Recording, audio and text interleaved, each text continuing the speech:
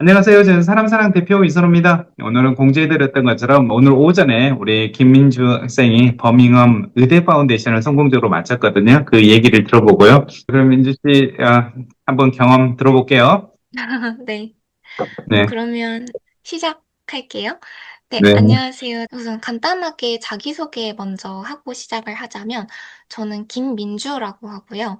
저는 초등학교, 중학교, 고등학교 과정 전부 다 한국에서 마친 이후에 24년 9월에 이제 버밍엄 의대 파운데이션 프로그램에 입학을 했고, 지금은 이 과정을 전부 다 마친 상태에서 또 이제 다가오는 9월, 그러니까 다음 달에 정식으로 버밍엄 대학교 의과대학에 입학을 앞두고 있습니다.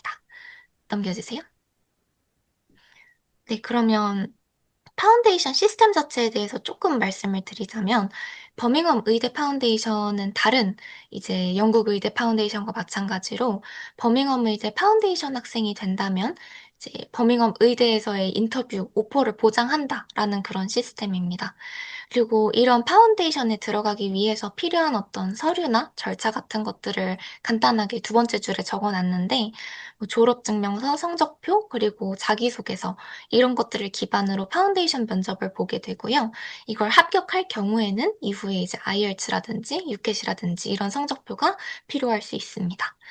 그리고 저희가 편의상 의대 파운데이션, 이렇게 의대파대 이렇게 부르긴 하지만, 버밍엄 파운데이션 안에서 정식 그 파운데이션 코스 자체의 명칭은 메디슨 앤드 피지오테라피라고 해서 MMP로 의대 학생들하고 물리치료 전공을 준비하는 학생들을 같이 묶어서 분류를 하거든요. 또 개인적으로 준비를 하면서 느꼈던 부분 중 하나가, 버밍엄 파운데이션이 조금 그 입학하는 조건 혹은 진급하는 조건이 조금 까다로운 면이 있는지, 최종적으로 버밍엄 의대 파운데이션으로 들어오는 학생 수는 매년 2명에서 4명 정도, 그러니까 한 3명 내외 정도를 매년 선발한다고 들었습니다. 근데 실제로 저희 때 같은 경우에도 저를 제외한 2명의 학생이 더 있었기 때문에 총 3명이 이제 의대 파운데이션 학생이었던 걸로 기억을 해요. 네, 넘겨주세요. 그러면 파운데이션 입학하는 준비 과정에 대해서 조금 더 자세하게 설명을 드릴게요. 우선 이제 아까 말씀드렸던 대로 어, 퍼스널 스테이트먼트, 그러니까 자기소개서를 쓰게 되는데 이걸 기반으로 인터뷰를 보게 됩니다. 인터뷰는 줌 미팅 같은 이런 온라인 인터뷰로 한 30분 정도 동안 진행이 되는데, 저 같은 경우에는 세인트 앤드루스 대학교랑 버밍엄 대학교 이제 두 군데에 지원을 했어서 두 군데 전부 다 합격을 했었기 때문에 약간 면접장의 분위기 같은 것들이 좀 크게 느껴졌어서 이거에 대해서 잠깐 설명을 드리자면, 이제 세인트 앤드루스 파운데이션 면접장 같은 경우에는 훨씬 더 좀 대화식으로 편안한 분위기에서 진행이 됐던 기억이 나요. 근데 이제 반면에 버밍엄 파운데이션 같은 경우에는 좀 딱딱하게 질문하면 답변하고 또 바로 답변을 하면 이어서 다음 질문하시고 이런 느낌이었기 때문에 동일하게 한 30분 정도 동안 진행이 됐던 면접이지만, 절대적으로 제가 좀 답변해야 했던 질문의 개수 자체는 버밍엄이 훨씬 더 많았던 것 같아요. 훨씬 더 좀 밀도 있는, 압박이 있는 그런 면접이라고 느꼈었던 기억이 납니다. 그리고 이제 파운데이션 인터뷰를 성공적으로 끝마치게 되면 IELTS와 유켓이라는 시험을 응시를 하시게 되는데, IELTS 같은 경우에는 총 4가지 영역에서 각각 6.0 이상, 그리고 또 오버롤 합쳐서 6.0 이상을 맞으셔야 되는데, 요 IELTS 6.0이라고 하는 점수 자체는 그렇게 준비하기 어려운 점수는 아니거든요. 그래서 조금 힘을 빼도 되지 않나라고 생각을 하실 수도 있는데, 이 IELTS 성적에 따라서 EAP라고 하는 그 영어 강의의 반이 편성이 되기 때문에 기왕이면 좋은 점수를 받으시는 게 좋은 것 같아요. 네, 왜냐하면 저 같은 경우에는 오버롤 8.0으로 입학을 했었기 때문에 이제 가장 높은 C2반에 편성이 되었는데, 이 경우에는 일주일에 강의를 총 2번에서 3번 정도를 들었는데, 이제 저보다 조금 더 성적이 낮은 반에 들어갔던 친구들 얘기를 들어보면 일주일에 3번에서 4번까지도 강의를 들어야 했다고 얘기를 해주더라고요. 그래서 너무 또 강의 많이 듣는 거 싫다라고 하신다면 좀 IELTS를 좀 좋은 성적을 받는 게 좋지 않나라고 저는 생각을 합니다. 또 이제 유켓은 뒤에서도 잠깐 더 얘기를 하겠지만, 컴퓨터 시험이고요. 이제 저희 같은 경우에 2024년 기준으로 오버롤 2,580점 이상을 요구를 했는데, 요 점수에 있어서 마지막 영역에 보는 이제 SJT라고 하는 그 영역은 포함이 되지 않습니다. 그래서 이 부분은 뭐 딱히 공부하실 필요는 없지 않을까라고 생각을 하고, 또 이렇게 커트라인이 아까 원장님께서 잠깐 언급 주셨던 것처럼 이게 시험 자체가 좀 유동적인 시험이기 때문에 커트라인이 매년 좀 달라질 수 있어요. 그래서 면접 합격하셨다면 오퍼레터에 어느 정도 점수를 받아야 된다 이런 게 나와 있으니까 이런 걸 확인하시는 게 더 정확할 것 같습니다. 네, 네. 넘겨주세요. 다음은 조금 개인적인 내용을 말씀을 드리면, 이제 IELTS나 유켓이나 공부할 수 있는 방법이 정말 다양하게 있는데, 저 같은 경우에는 어떻게 했나를 잠깐 소개를 드리자면, IELTS는 저는 그 해커스 환급 프로그램이라고 해서, 이제 뭐 어느 정도 점수를 맞으면 뭐 시험 이제 교재나 이런 강의 비용을 조금 돌려주는 뭐 이런 프로그램이 있어서 조금 저렴하게 교재랑 강의를 받아서 공부를 했었고, 실제로 리스닝이랑 리딩 같은 경우에 교재가 되게 잘 되어 있다고 느꼈어서 저는 어떠한 방식으로 공부해야 할지 아예 모르겠다라고 하신다면 저는 해커스도 괜찮았던 것 같아요. 또 유켓은 더 다양한 공부 방법이 있는데 이제 결국에는 컴퓨터 시험이기 때문에 저는 종이책으로도 공부를 해봤고 이제 온라인으로도 공부를 해봤는데 기왕이면 조금 빠르게 시험 환경에 적응하는 게 중요한 것 같아서 처음부터 이제 아직 문제에 대해서 잘 모르더라도 기왕이면 조금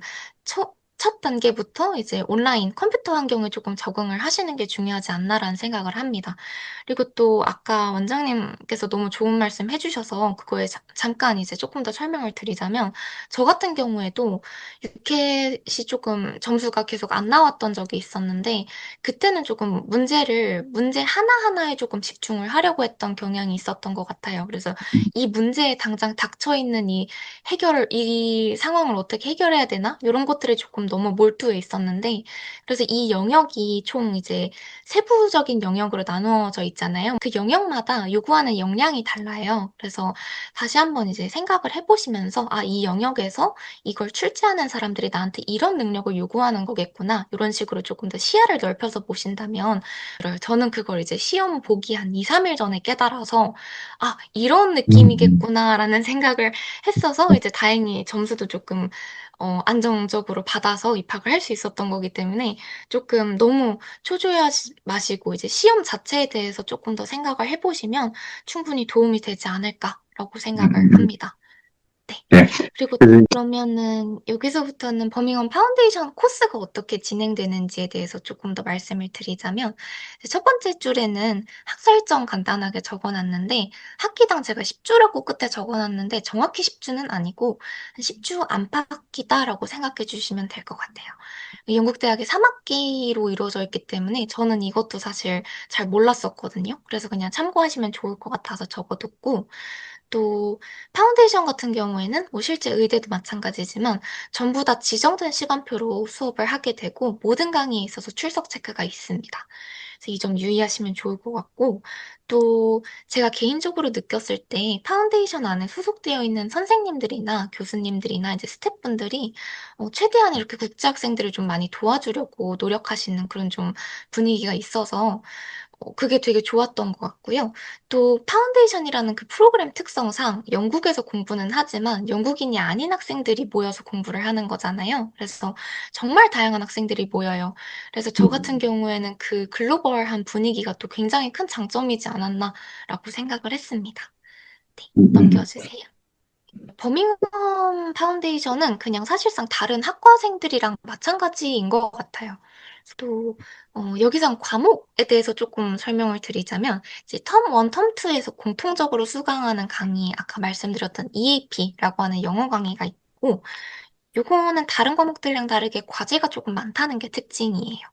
다른 과목들 같은 경우에는 중간고사, 이제 기말고사 이렇게만 해서 그리고 뭐 출석률 이렇게까지만 해서 최종 성적, 뭐 최종 이제 의대로 진급할 때의 어떤 그런 평가 기준이 되는데 EAP 같은 경우에는 이제 뭔가 그런 형식적인 시험보다는 조금 짜잘한 과제들, 포트폴리오 이런 것들을 위주로 보게 되는 강의인 것 같습니다. 또 텀 1의 요 수학 1, 그리고 ASSIB라고 하는 건 기초적인 생명과학 과목이고요. 매테리얼스는 기초 화학 과목입니다. 이제 텀 2에 비해서 조금 강의 시간 자체는 한두 시간 조금 많고, 그렇지만 내용은 비교적 쉽기 때문에 뭔가 공부에 조금 더 집중을 해야 하는 기간이라기보다는 이때는 좀 영국에 적응하는 그런 기간인 것 같습니다. 텀 음, 2 때는 배우는 내용의 난이도가 조금 증가를 하게 되는데요. 네, 이제 유기화학, 무기화학, 그리고 1학기 때 배우는 바이올로지보단 조금 더 깊이 있는, 그렇지만 인체에 한정되어 있는 그런 휴먼 바이올로지를 배우게 된다는 특징이 있습니다. 근데 이때 같은 경우에는 EAP라고 하는 이 영어 과목이 1학기 때는 최종 성적에는 반영이 안 되는 그냥 수행평가, 형성평가 같은 그런 과제들이 많다면 2학기 때 좀 중요한 최종 성적에 좀 비중이 큰 그런 과제들, 포트폴리오나 이런 에세이 같은 과제들이 많기 때문에 이 와중에 또 MMI 준비를 하고 뭐 이렇게 된다고 하면 텀2 때는 조금 더 이제 체력적으로 부담이 되는 부분이 있는 것 같아요. 저도 실제로 텀2 때 좀 많이 바빴던 기억이 있어서 이때 조금 힘들 수 있다라는 거를 말씀드리고 싶어요. 네. 이제 실제 시간표 조금 그냥 보여드리려고 가져왔는데, 텀 1에 이제 시간표 두 개인 이유가 가장 왼쪽에 있는 사진은 요 중간에 시험이 있거나 아니면 실험 수업 같은 게 생기면 플러스로 이제 시간표가 조금 더 뚱뚱해질 수 있어요. 그래서 가장 바쁠 때의 시간표는 이런 느낌이다라는 걸 보여드리고 싶어서 가져왔고, 텀2는 보시겠지만 조금 더 시간표가 가지런한 느낌이죠. 조금 더 일찍 끝나기 때문에 이 남은 시간을 잘 활용해서 MMI를 준비하시는 게 좋지 않나라고 생각합니다. 네. 어떻게 보면 가장 중요한 부분일 수 있는 파운데이션에서 의대로 진급하는 부분에 대해서 말씀을 드리자면, 우선 여러 가지 좀 진급 조건들이 있어요. 그러니까 아까 보여드렸던 그 7가지, 7개의 과목에 있어서 모든 과목에 있어서 70% 이상, 그러니까 100점 만점에 70점 이상을 받으셔야 하고, 양호한 출석률이라고 적어놨는데 이것도 아마 100% 기준으로 70% 이상의 출석률을 요구를 하는 걸로 알고 있어요. 근데 이거 같은 경우에는 정말 때때로 파운데이션 팀에서 모든 학생들의 출석률을 사실 모니터링을 하고 있기 때문에 뭔가 중간에 좀 많이 빠지시거나 좀 안 좋은 출석률을 보이시면 그 팀에서 이메일이 와요. 개별 학생한테 경고 메일 같은 게 오기 때문에 아마 이 메일을 받지 않으신다면 충분히 이미 잘 다니고 있구나라고 생각하시면 될 것 같고, 사실 안 받는 게 제일 좋지만 대부분의 파운데이션 학생이 적어도 한 번씩은 이 메일을 받는 것 같다는 생각을 드는 게, 저도 MMI 준비할 때 한 번 이제 좀 많이 빠졌어서 요거를 받은 적이 있습니다. 근데 이걸 받는다고 해서 무조건 뭔가 문제가 있다 이건 아니고 조금 출석률에 신경 써라 이런 의미니까 그렇게 알아주시면 되겠습니다. 그리고 또 MMI 면접을 버밍엄 파운데이션 같은 경우에는 3월 중순에 보게 되는데, 요 시즌, MMI 시즌이 다가오면 1월에서 2월쯤에 이제 파운데이션을 담당하는 기관인 BIA라고 하는 그 기관하고, 그리고 진짜 의대, 메디컬 스쿨에서 미팅을 하자. 언제 한번 이제 얼굴을 만나서 이제 한번 얘기를 하자라는 식으로 이메일이 와요. 그래서 이제 의대 같은 경우에는 이제 파운데이션에서 이걸 진학을 담당하는 교수님한테서 직접 메일이 오기 때문에 이걸 놓치면 안 되거든요. 그래서 이거를 수시로 이메일을 확인하는 습관을 이 시기에는 특히나 들이시면 좋을 것 같다라고 생각을 합니다. 네, 음, 음. 넘어가 주세요. 뭐 MMI 준비를 아마 많이 궁금해 하실 것 같은데, 사실 이제 막 파운데이션 입시에 대해서 궁금해 하시는 분들이나 파운데이션에 이제 막 들어가려고 하시는 분들 같은 경우에는 벌써부터 막 MMI에 있어서 너무 걱정하시거나 초조해 하실 필요는 없다고 생각을 하지만, 그럼에도 조금 더 알아두면 준비는 많이 하면 할수록 좋으니까 미리 어느 정도 말씀을 드리자면, 정말 준비할 수 있는 방법이 많이 있어요. 1번부터 5번 정도로 이제 제가 준비하면서 이제 이런 것들을 하면 좋겠구나라는 것들을 생각했던 부분들을 적어 왔는데, 사실 실제로 준비를 하시게 되다 보면 이 중에서 뭔가 하나를 선택해서 한다기보다는 이 모든 걸 다 한꺼번에 병행하면서 준비를 하게 되실 거예요. 근데 그럼에도 불구하고 사실 제일 중요한 걸 하나를 꼽자면 1번이라고 생각을 하는 게, 이제 개인적으로 뭔가 공부? 라고는 적어놨지만 공부를 한다기보다는 이런 개인적인 성향에 대한 부분에 대한 좀 성찰 같은 게 많이 중요하기 때문에 스스로에 대해서 좀 충분히 고민해보는 시간이 절대적으로 중요하지 않나라고 생각을 합니다. 뭐 이게 어느 정도 틀이 잡힌 이후에 이제 친구들하고 연습을 해본다든지 이제 선배들과 목 인터뷰 같은 걸 진행을 해본다든지 이런 식으로 나아갈 수 있을 것 같고요. 음, 또 오른쪽 우측 상단에 적어뒀던 게 도움되는 사이트들 이런 것들은 그냥 참고로 알아두시면 좋을 것 같아요. 왜냐면 다른 분들 같은 경우에는 뭐 뉴스를 뭐 BBC라든지 뭐 이런 데서 가디언이라든지 이런 걸 읽으면서 준비를 하셨다는 분들도 많이 봤는데 저는 개인적으로 뉴스가 좀 재미가 없더라고요. 좀 잘 안 읽히고 또 의대를 준비하는 학생 입장에서 조금 뉴스에서만 다뤄지는 주제들은 조금 피상적이라는 느낌을 받았던 것도 있어서 그보다는 조금 더 구체적으로 실제 의사분들, 실제 임상에서 일하시는 분들이 관심 있는 주제에는 이런 사이트들이 조금 더 잘 나와 있었던 것 같아서 그냥 뉴스가 재밌다라고 하시는 분들은 그거 읽으시면 되지만 그런 것보다는 조금 더 전문적인 거 좋다라고 하시는 분들은 이런 사이트들 참고하시면 좋을 것 같아요. 네. 말씀하시니까 생각난 건데, 그 대학별로 또 이제 그 면접 스타일이 또 조금씩 다르다고는 들었는데, 버밍엄 특히나 뭔가 의학적인 그런 전문적인 것보다 개인적인 걸 진짜 많이 물어봐서, 특히나 이제 음, 버밍엄 의대 파운데이션에 관심 있는 분들이라면 더더욱 중요하지 않을까라고 생각을 했던 게, 저는 이 그래서, 부분을 유념을 하고 면접에 들어갔는데도 불구하고, 사실 준비하는 기간이 전 조금 길었다 보니까, 개인적인 익스피리언스도 많이 준비해 갔지만 조금 부가적인 것도 많이 준비를 해 갔었어요. 예를 들면 뭔가 그 영국의 어떤 의료법이라든지 뭔가 그런 제도나 이런 것들도 많이 준비를 해 갔었다 보니까 막상 면접장에 가니까 그걸 되게 아는 척을 하고 싶은 거예요. 그래서 이제 막 아는 척을 하다가 보니까는 교수님께서 근데 그래서 너는 어땠는데? 약간 이렇게 음, 물어보시더라고요. 그래서 그때 약간 아차하고 다시 이제 음, 저에 대한 얘기를 했었다 보니까 그렇군. 그 조금 그런 조금 형식적인 거, 그 전문적인 것보다는 그냥 너무 진짜 이런 것까지 얘기해도 되나 싶을 정도로 좀 개인적인 걸 많이 얘기하시는 게 그쪽에서는 훨씬 더 좋게 받아들이시는 것 같아요. 네. 그렇죠. 여기서는 그냥 가볍게 캠퍼스 영국 생활에 대해서 말씀을 드리자면, 그러니까 버밍엄 대학교가 캠퍼스가 예쁘다는 얘기는 좀 저도 자주 들었는데 실제로 캠퍼스는 되게 예뻐요. 그래서 아마 다니시다 보면은 정말 이 건물 정말 예쁘다라는 생각이 들 정도로 이런 시계탑이라든지 뭔가 이런 가장 오른쪽에 있는 게 아스톤 빌딩이라고 해서 가장 메인이 되는 건물인데 이런 굉장히 고풍스러운 건물들도 있는가 하면 이제 도서관이라든지 또 실험 수업을 많이 하는 수업들 이제 건물들 같은 경우에는 또 이제 현대식으로 되게 깔끔하게 되어 있는 경우들도 많아요. 그래서 캠퍼스 생활을 하시다 보면 뭔가 이런 거에 있어서 로망이 있는 분들은 되게 좋지 않을까라고 생각을 또 하고 이제 그 두 번째 사진은 이제 교내 기차역을 찍어 놓은 사진인데 요거를 타시면 그 버밍엄의 가장 중심이 되는 기차역까지도 연결이 되고 또 이제 버밍엄 공항까지도 이제 연결이 되기 때문에 어, 이런 게 좀 교통에 있어서 편리함이 있지 않나라고 생각을 합니다. 네. 그리고 이번엔 조금 버밍엄 전반에 대해서 말씀을 드리자면 앞에서는 뭐 이렇게 막 고풍스러운 건물도 있다 막 이렇게 말씀을 드렸는데 사실 버밍엄 자체는 런던이나 이런 다른 지역들에 비해서 뭔가 한국인들이 보통 생각했을 때 어떤 그런 유럽 혹은 영국의 이미지의 그런 도시의 풍경이랑은 조금 다를 수 있다는 생각도 들어요. 그러니까 실제로 오시면은 그냥 빌딩 같은 게 좀 많고 그냥 뭔가 그런 유럽스러움 뭔가 이런 것들은 조금 덜할 수도 있다는 생각이 드는 게 그냥 현대식 건물이 많고 사실 그냥 직장 다니시는 분들 그냥 사람 사는 동네거든요.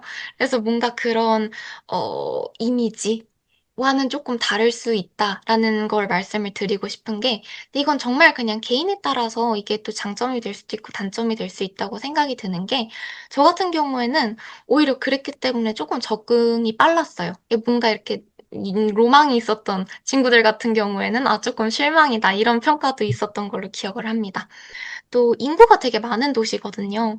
그리고 이민자도 되게 많은 도시이기 때문에 뭔가 한인마트나 아시안마트 이런 곳들은 비교적 어렵지 않게 찾을 수 있었던 것 같고, 또 스포츠는 제가 그렇게 스포츠를 즐겨서 하는 학생은 아니라서 제가 직접 겪은 건 아닌데, 이제 파운데이션에서 친해졌던 학생 중 하나가 이제 굉장히 운동을 열심히 하는 학생이 있는데, 그 친구 얘기에 따르면 학교 안에 있는 그 스포츠 센터가 수영장도 있고 되게 좀 잘 되어 있다고 얘기를 하더라고요. 또 파운데이션 학생들은 다른 학과 학생들과 마찬가지로 어떤 동아리에 가입하고 버밍엄 안에서 이렇게 스포츠도 하면서 이렇게 재밌게 보내실 수 있지 않을까 생각을 하고, 마지막으로 교통에 대해서 조금 말씀을 드리면, 버밍엄 안에 이제 학교 앞에서도 언급을 드렸지만 학교에서도 바로 연결되는 그 버밍엄 안에 또 공항이 있기 때문에 이제 그 근처에 있는 나라들로의 이동은 또 자유로운 편이고, 또 기차역이 있어서 타 지역으로, 그러니까 영국 안에 있는 어떤 런던이라든지 뭔가 이런 지역들로 가는 데 있어서 불편함은 크게 없습니다. 그러니까 예를 들면 런던까지는 기차로 한 1시간 반 정도면은 가는 것 같고, 이제 저는 이제 6월에 친구들하고 또 웨일즈 여행을 잠깐 다녀왔었는데, 버밍엄에서 기차 하나로 웨일즈까지 한 2시간이면 바로 연결됐던 것 같습니다. 그래서 뭔가 다른 지역들로 나가는 데 있어서는 그렇게 어려움은 없다. 그냥 그렇게 생각하시면 될 것 같습니다. 네, 여기까지가 제가 준비한 내용이고, 이 뒤에는 그냥 자유롭게 혹시 질문 있으시면 저나 원장님한테 여쭤봐 주시면 될 것 같습니다. 네. 네. 마지막으로 학생들한테 좀 조언을 주고 싶다든지 의대를 준비하는 그러니까 버밍엄 의대 파운데이션을 하는 학생에게 좀 주고 싶은 조언이 생각나는 게 좀 있으세요? 네, 저는 사실 버밍엄 의대 파운데이션 준비를 하면서 사람사랑여학원하고도 이제 제가 너무 이제 감사하게 많은 도움을 받아서 이렇게 운이 좋게 들어온 거기도 하지만, 사실 정원이 매년 뽑는 학생이 3명, 4명 막 이렇다고 해서 대부분의 학생들이 거기서 좀 1차적으로 많이 '나는 안 되겠지.'라고 생각을 하실 것 같아요. 왜냐면 저도 그랬기 때문에. 그래서, 그리고 실제로 다른 뭔가 그런 인터넷에서 자료를 보거나 유학원에서 뭔가 얘기를 들어보거나 이랬을 때 되게 불가능한 것처럼 말씀을 하시는 분들이 많았어요. 그래서 저도 사실은 전혀 기대를 안 했던 부분이었는데, 또 막상 준비를 해 보시면 이게 또 그렇지가 않거든요. 그래서 만약에 지금 버밍엄 의대에 관심이 있는데 이런 정원이나 이런 입학 조건이 너무 높다고 해서 '안 되겠지.'라고 생각하는 분들은 그러지 마시고 그냥 한 번이라도 일단 그냥 해 보셨으면 좋겠다는 생각을 너무 하고 있어요. 근데 저 스스로도, 저는 제가 버밍엄 의대에서 이렇게 파운데이션으로 들어가서 생활을 할 수 있을 거라고 생각을 처음에는 전혀 안 했었기 때문에 그런 생각하지 마시고 그냥, 네. 그래서 음, 그냥 일단은 마음에 드신다면 도전해 보는 걸 너무 추천을 드려요.